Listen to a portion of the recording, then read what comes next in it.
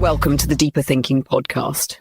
This work traces how the unconscious is frequently imagined as a hidden, deep domain of emotions and desires, even though there is little empirical or scientific evidence to verify its existence.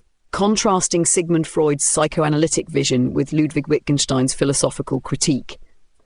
While Freud positioned psychoanalysis as a science, his own writings reveal a growing ambivalence. Wittgenstein treated the unconscious not as a discoverable entity, but as a metaphysical or linguistic construct, a byproduct of the frameworks through which language organizes understanding. Wittgenstein's therapeutic method sought not to resolve philosophical problems, but to dissolve them by exposing the pictures that quietly shape our assumptions. Freud, though often cast as a theorist of hidden depth, also left traces of a different sensibility, one attuned to surface expression, gesture, syntax, and the irreducible particularity of lived experience. Psychoanalysis, in its most grounded form, often resembles art interpretation more than empirical investigation.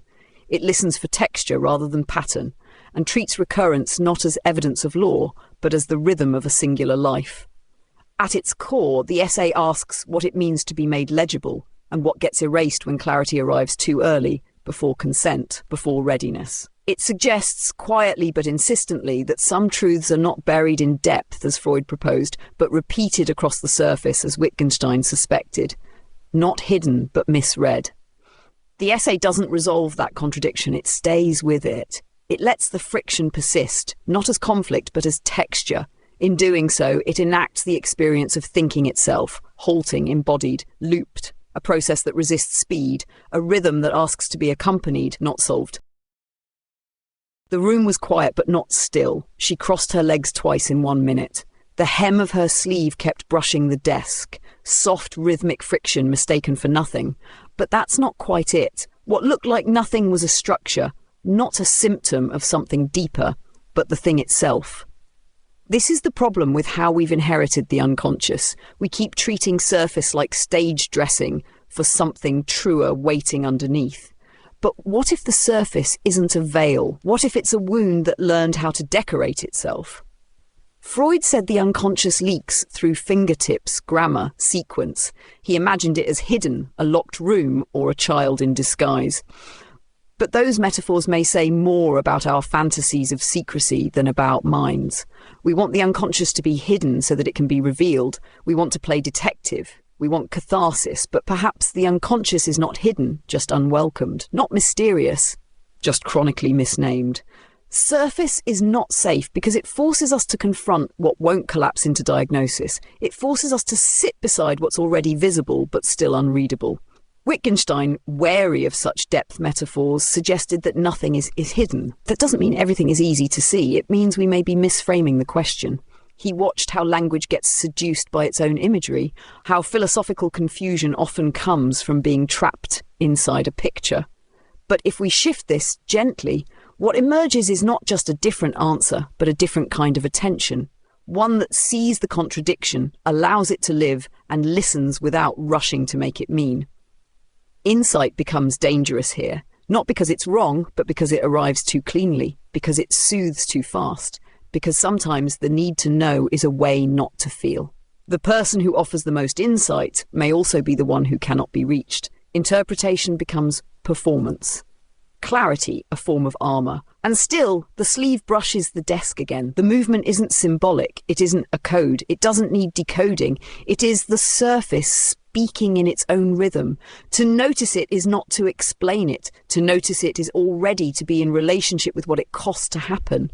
The unconscious doesn't sit beneath this moment. It composes it. The silence that follows is not absence. It is the room remembering. He sat back, folded his hands and said, "I just don't know why I do it," as if not knowing could save him from it. But the phrase wasn't empty. It was inherited, shaped by years of cultural metaphors about hidden motives and secret selves. Freud gave us the picture. A small, locked room inside the mind, emotions in exile, forbidden impulses slipping past a censor like fugitives with forged passports. That picture persists. It's vivid, narratively satisfying, and absolutely everywhere. Not because it's accurate, but because it flatters the belief that meaning is hidden and can be found, that you can dig your way back to clarity. The metaphors survive because they feel earned. Even when Freud changed his theories, the structure of secrecy held firm. Sometimes the unconscious was a storage room, sometimes a battlefield, sometimes a courtroom. These aren't theories. They're stage sets. They perform the very secrecy they claim to uncover. They recreate drama as method. That's what makes them so editorially enduring. They protect us from the more difficult idea that there may be no hidden origin, just scenes repeating at the surface, exhausted and misunderstood. We don't analyse metaphors. We live inside them. The child locked in a room isn't just a metaphor for repression. It's a stand-in for every psychic model that centres rescue over listening. There's a little one inside you who needs help. We give it shape, name it, believe that by naming it we've made progress. But what if the child isn't inside us? What if the metaphor only displaces our gaze from what is happening now to what we imagine we'll fix later? Wittgenstein noticed this too. He didn't just mistrust metaphors. He tracked their afterlife. He watched how philosophical grammar holds on to dead images, how concepts echo long after their theories dissolve. He didn't deny suffering, he simply refused to grant it a metaphysics when its meaning was already on the surface. To make metaphor a method is to risk mishearing the person entirely. We start looking for archetypes instead of idiosyncrasies. We substitute motif for relation. The story takes precedence over the singular gesture. And eventually, all that's left is a person asking for help and a listener too busy interpreting to respond. When we treat the unconscious as a mythic underworld, we turn every moment into a breadcrumb trail. But what if the story doesn't lead anywhere? What if metaphor isn't a path, but a loop? What if we've been trying to escape the very surface that's been holding us the whole time? He said, "I think I understand now." But the room didn't change. His voice had the shape of certainty, but none of the weight. This is the seduction of insight, the way it glows, the way it offers coherence like a balm. We are taught to chase this glow. Analysis invites it, rewards it, turns it into currency. The moment of realization is praised as therapeutic, revelatory. But what if it's something else entirely? What if insight is sometimes a way to escape the thing we cannot bear to feel? The analyst nods. The philosopher refines the language. The essay turns its paragraph. Everyone knows how this moves. But underneath that movement might be a refusal to dwell, a refusal to stay inside confusion without dressing it in elegance. Because real confusion isn't poetic, it's disorienting. And most insight arrives too early, before the psyche has made room for it. We turn confusion into content. We convert ache into syntax. It reads beautifully and lands nowhere. Wittgenstein called philosophy a kind of therapy, but he didn't mean healing. He meant interruption. He meant an end to compulsive explanation. He believed clarity could be misleading when it organizes rather than exposes. For him, the goal was not to find better theories, but to make the bad ones dissolve. Not to replace metaphysical confusion with more sophisticated grammar, but to end the question entirely. Psychoanalysis doesn't always want to end questions. It often builds a home inside them. It speaks of revelation while looping the same themes: repetition, projection, defense, transference. These aren't just concepts, they're narrative tools. When insight arises here, it can function more like punctuation than transformation. A moment of relief, yes, but not necessarily of change. To say "I understand" might be true and still be premature. Some understanding isn't insight, it's choreography, a performance of competence, a placeholder for pain. This isn't critique, it's caution, because the person who becomes too fluent in their own suffering may lose the ability to feel it. Insight, repeated too often, becomes residue. Clarity, chased too fast, becomes distance. And yet we still long for it, the clean line, the crisp formulation, the moment where it all makes sense. But sense-making is often the most seductive defense of all. It's how we escape presence. It's how we talk about what hurts without having to be changed by it. The glow of insight is real, but so is the burn it can leave behind. She didn't want to stop talking. The sentences tumbled out, half-formed, swerving, correcting themselves mid-air. The analyst said nothing, and then it came. "You're not listening." It wasn't true, or maybe it was. Silence is complicated. In psychoanalysis, it's coded as attentiveness, containment, neutrality. But sometimes it's a mirror. Sometimes it's a reenactment. And sometimes silence is the very thing that harmed you in the first place. Wittgenstein offered the fly bottle as a way to describe philosophical entrapment. The image, a fly trapped inside a transparent container, buzzing, colliding against invisible walls, trying to escape a trap it cannot name. But what if the bottle isn't a prison? What if it's familiar? What if the buzzing is not panic but rhythm, not confusion but repetition, the comfort of a known pain? The assumption is that the fly wants out, but some of us build homes inside the bottle. We decorate it. We call it insight. This is the quiet reversal at the heart of psychoanalysis and philosophy alike. What looks like stuckness might be structure. What looks like failure to escape might be refusal to abandon a rhythm that feels like home. The unconscious isn't just a source of confusion. It's a place of continuity, however haunted. To leave it behind might feel like betrayal. And so we circle, we repeat, we name the pattern and then live inside it again. Insight says, you're in a picture. Therapy says, let's describe it. The picture might be the only thing that makes the world feel legible. The room you grew up in, the tone of voice that told you who you were, the silence that meant safety or at least less danger.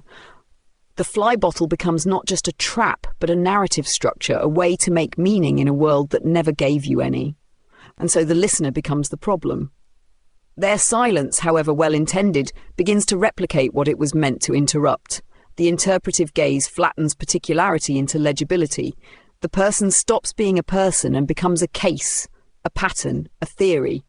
This is the risk when insight is prioritized over relation, when clarity becomes more important than contact. She said, "You're not listening." And maybe she was right. Maybe listening isn't waiting for something interpretable. Maybe it's letting the buzzing mean nothing, letting the repetition repeat. Staying in the room, not to solve anything, but to witness the pattern without asking it to explain itself. Not all flies want rescue. Some just want company. There are things theory can't touch, not because they're too mysterious, but because they refuse structure. The body, for example. Not the symbolic body, not the dreamed or theorized or interpreted body, but the one that shakes, that folds in on itself, that carries memory in tension rather than in story. The analytic tradition has words for this: psychosomatic, affective residue, pre-verbal trauma. But these are just new clothes for something older. The refusal of language to hold everything. Wittgenstein knew this refusal. He didn't theorize the body, but he listened for what language missed. Whereof one cannot speak, thereof one must be silent. It's quoted often as a boundary, but it's also an invitation. Not to end inquiry, but to begin a different kind of attention, one that doesn't demand that experience translate itself into meaning. He didn't say there is no meaning, only that some meanings won't submit to grammar. Freud gestured toward this too, sometimes accidentally. His case studies are filled with bodily details that resist clean interpretation: hand tremors, skin sensitivities, sudden fatigue. He noted them, circled them, returned to metaphor. But the metaphor always rose faster than the sensation itself. The image outpaced the nerve. This is the seduction and failure of interpretation. It organizes what was never asking to be ordered. What if the symptom isn't speaking? What if it's not a message at all, but an echo, something that doesn't want decoding, just proximity? This is not a refusal of insight. It's a reorientation, away from mastery, toward contact. The moment we treat the body as a sign, we strip it of its own rhythm. The body becomes a riddle to solve instead of a place to stay. And some places need witnessing, not translation. There's violence in interpretation when it pretends to be neutral. The therapist says, "Tell me more," and the patient bleeds language, trying to become legible. But legibility is often what hurt them to begin with. The demand to make sense, to narrate, to expose. The structure of understanding begins to mimic the very conditions that required survival in silence. Some truths are tactile, some memories don't have edges. To force them into speech is to risk misshaping them entirely. The ethical task isn't to interpret, but to remain, to sit beside the unformed without needing to crystallize it. Not all pain wants to become metaphor. Some just wants not to be alone. This is where theory falters. It arrives like a mirror, but forgets that mirrors are cold. It offers frameworks and forgets the temperature of skin. It draws connections and forgets how it feels to hold what cannot be said. Some things language cannot hold, but a listener might. He came in angry, not loud, not cruel, just already clenched. The kind of anger that arrives before context, before speech, the kind that doesn't explain itself. And yet, the analytic frame asks for explanation. What happened? Where did it come from? Who did this first? We reach for origin stories, childhood traces, defensive maps. But sometimes the anger isn't rooted. It isn't about a thing. It's structural. It's recursive. It's the rhythm of a wound that repeats, not because it wants to be known, but because it doesn't know how to stop. Freud called this repetition compulsion. A person reenacts what they don't remember. They recreate scenes not to heal them, but to survive them again. But this formulation carries a quiet assumption that if the memory could be fully known, the repetition would cease, that knowing untangles the loop. But what if it doesn't? What if some patterns are not seeking resolution, but simply insisting on their own terms? Wittgenstein didn't address repetition as trauma, but he lived inside its structure. His writing returned obsessively to the same questions, reframed, reworded, refused. His insight: sometimes the problem isn't the problem. It's the way we've been taught to see it. And that vision itself repeats not just the content, but the very grammar of confusion. The stuckness isn't failure. It's fidelity to a picture that once made the world make sense. In analysis, we often treat these repetitions as clues, signposts pointing backward toward the origin, but the repetition might not want to point. It might want to stay. It might be the only stable thing a person has. The angry man comes in each week, each time with new reasons, but the same temperature. We name it, explore it, interpret it. Still, it returns. And maybe the return is the point. There's a risk in thinking all patterns are asking to be undone. Some are declarations, not symptoms. They say, this is how I stay in the world. To interrupt them might feel like violence, even if it's done gently. Insight can be a form of disruption, but not every life wants to be disrupted. Some want to be held exactly as they are, especially when that holding has never been offered before. To witness a repetition without trying to solve it requires a different ethics, one that resists progress, one that doesn't use understanding as proof of success. Some patterns don't want to mean, they just want to be seen, and maybe if the room can hold it, to soften on their own. There's a moment in analysis when the impulse to understand falters. The words are there, the insight nearly formed, but something stalls. Not from fear, from fidelity. The patient pauses, looks away and says, I don't know if I want to know. This isn't resistance. It's a kind of wisdom, a recognition that knowing too soon can displace the very thing it seeks to touch, that some clarity arrives not as gift but as interruption. Wittgenstein would have understood. He believed philosophical confusion wasn't to be solved but dissolved, that certain questions vanish when the picture that frames them is released. But what if we're not ready to release it? What if the picture, however distorting, is the only structure that kept us coherent? To abandon it might mean returning to a kind of chaos that language cannot hold. There's an aesthetic to closure that tempts us. The final insight, the clean line, the narrative arc that redeems suffering through meaning. But sometimes redemption is the wrong category. Some pain doesn't need a purpose. It needs pause. The final insight may not liberate, it may overwrite. And that overwriting can feel like erasure. In psychoanalysis, the danger isn't only in what we name, it's in when we name it. Premature clarity can function like a bypass, skipping over the relational field, the unspoken grief, the ethical mess of being with what refuses to resolve. To know too fast is to leave the person behind. And once you've named it, you can't unname it. The interpretive act is irreversible. This is the tension at the heart of listening. The pull to explain versus the need to wait. To listen not for the insight, but for the rhythm of its delay. Not every silence wants to be broken. Not every phrase wants a response. Some truths require the space not to emerge. To offer that space is not to abandon the work, it's to deepen it. He said, maybe I'm not ready to know. And the room held no affirmation, no push, just the tension, just the stillness of meaning unspoken. This too is a kind of care, to stay near without naming, to believe that insight will arrive only when it stops being demanded, to trust that withholding can be ethical, that understanding can be deferred not out of fear but out of respect.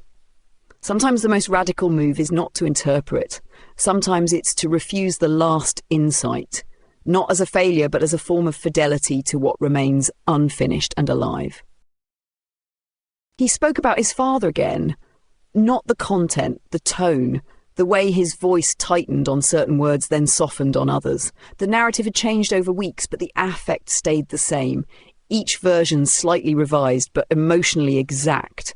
He wasn't remembering, he was composing, not dishonestly, but like someone trying to make the memory livable, not more accurate, just more survivable. The insight wasn't in the story, it was in the effort to reshape the picture. Wittgenstein warned that being in the grip of a picture meant not just believing a theory, but living inside its grammar. That grammar organizes attention. It tells you what to expect, what counts as evidence, what kind of questions you're allowed to ask. Freud understood this too. His metaphors were more than images. They shaped method. The jail, the child, the sensor, the symptom, they became maps. And the trouble with maps is that they erase terrain. To live inside a picture is to see the world through its logic. But sometimes the picture is watching back. It reinforces your role. It teaches you how to narrate yourself in ways that keep the picture intact. Insight then becomes self-surveillance, the act of noticing what the picture already predicted, and what feels like revelation might be confirmation. This recursive structure is not failure, it's fidelity. It's what a mind does when it has learned that meaning is safer than feeling, that to narrate is to survive, that to reflect is to manage. But the danger is that reflection can start to replace presence. You stop living the moment and start watching yourself live it. You become the essay, the interpretation, the echo of something already said. And yet psychoanalysis values this. It praises the ability to notice one's patterns, to reflect on one's history, to name the wound. But what if the wound resists being named? What if, each time we speak it, we stitch it in deeper? Insight, repeated without rupture, becomes ritual. It says, look how much I understand. But the understanding doesn't move, it just circles, it holds you in place. In this way, the picture is not wrong, just unfinished, to be revised, not discarded. It wants tension, not conclusion. To end this process with a final insight would be to betray it. Some truths refuse singularity. Some lives resist compression. The goal isn't to escape the picture, it's to recognize when it starts dictating your tone. And maybe if you listen closely, the picture will waver, not break, not vanish, just soften, enough to let something else in, enough to let the fly feel the shape of the bottle and still choose to stay. She laughed when it ended, not because it was funny, but because she didn't know what else to do. The room was quiet, the air felt different. She said, "That's all, I guess." But it wasn't. Not really. Nothing wrapped, nothing resolved, no grand insight, just the aftermath of too many partial recognitions, layered and inconclusive. This is how the work ends, not with meaning, but with residue. We're trained to seek closure, especially in writing, in therapy, in philosophy. The last section should resolve the tension, the final insight should redeem the ambiguity, but some structures resist that arc. Wittgenstein's work ends where it began, circling its questions without solving them. Freud's cases end with speculation, not certainty. Even when an interpretation lands, it leaves open the question of what happens next. This isn't failure, it's fidelity to the subject, to the process, to what cannot be folded neatly into grammar. Some ideas do not end, they persist, they revise us, and to pretend otherwise is to miss the very thing that made the work possible. The refusal to compress a singular life into a single logic. Insight is not the apex of thought, it's a moment in a much longer rhythm. It appears, it clarifies, and then it dissolves under the pressure of the next encounter. To treat insight as a conclusion is to misunderstand its temporality. It is never final. At best, it's provisional. A marker of where you've been, not where you're going. There's a kind of honesty in leaving things unfinished, in refusing the aesthetic pull of the clean ending, in letting the contradictions remain contradictory. The philosopher and the analyst may want different things, but here they overlap. Both must learn to stay near what resists resolution, not as weakness, but as method. The most dangerous insight is the one that ends the conversation. But there is no moving on from a structure that shaped your gaze. There is only moving differently within it. There is only the slow work of loosening its hold. not to escape, but to live more freely inside its tension. She said, "That's all," and left the room. But something stayed, not a message, not a meaning, a trace, the tone of her voice, the shape of the pause, the fact that she did not look back. This is how essays end, not with certainty, with echo, not with a final thought, with a listener who doesn't need one.